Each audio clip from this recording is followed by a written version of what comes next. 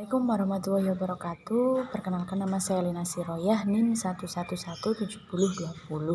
Dari kelas Tarikh Tasyrik A, akan menjelaskan beberapa bab yang telah ditentukan oleh pembimbing Pak Fauzan. Video ini dibuat untuk memenuhi tugas UAS. Nah, langsung saja, materi yang pertama yang akan saya bahas adalah materi tentang teori-teori eksistensi dan implementasi hukum Islam di Indonesia.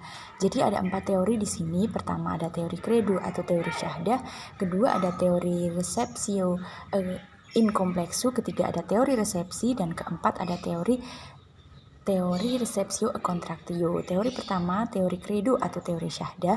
Ini teori pengertiannya adalah teori yang menurut teori ini itu ketika seseorang masuk Islam atau menganut agama Islam, mengucapkan 2 kalimat syahadat, secara otomatis dia menerima otoritas hukum Islam di dalamnya. Jadi ketika seseorang mengucapkan 2 kalimat syahadat, dia secara otomatis juga menerima hukum Islam di dalamnya, menerima ketentuan-ketentuan hukum Islam yang berlaku dalam Islam tersebut.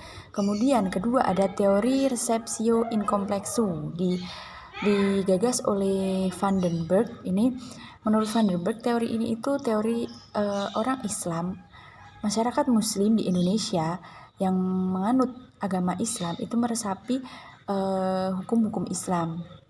Sudah mulai meresapi hukum-hukum Islam.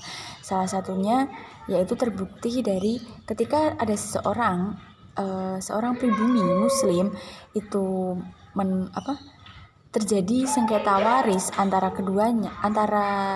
orang Muslim tadi di Indonesia, itu diselesaikan dengan cara hukum Islam, dengan cara ketentuan hukum Islam sengketa waris tersebut.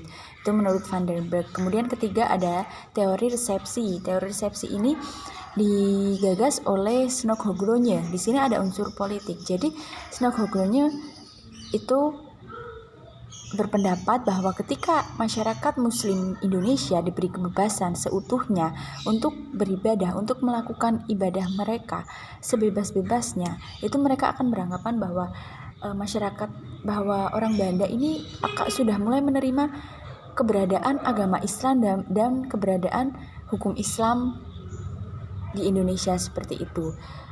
Menurut Snokhoglunje ini di teori resepsi ini. Kemudian teori yang terakhir ada teori receptio a contractio, digagas oleh Hadzairin dan Sayuti Talib.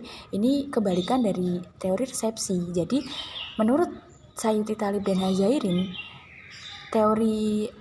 di teori receptio a contractio ini, hukum adat itu harus jalan dengan hukum Islam. Berarti hukum adat yang berlaku di Indonesia itu apabila hukum adat tersebut sejalan dengan hukum Islam seperti itu. Ketika sejalan, maka akan bisa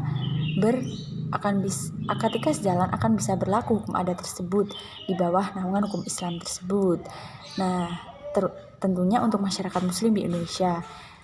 Itu beberapa teori eksistensi dan implementasi hukum Islam di Indonesia. Nah, teori hukum Islam di Indonesia ini berperan penting. Jadi ketika ada pembuatan hukum baru atau pembuatan undang-undang di Indonesia, hukum Islam ini akan terus mengiringi, akan terus mengawasi. Jadi tidak bisa hukum Indonesia ini diberlakukan kalau tidak sesuai dengan kaidah-kaidah hukum Islam, karena mayoritas masyarakat rakyat Indonesia ini beragama Islam.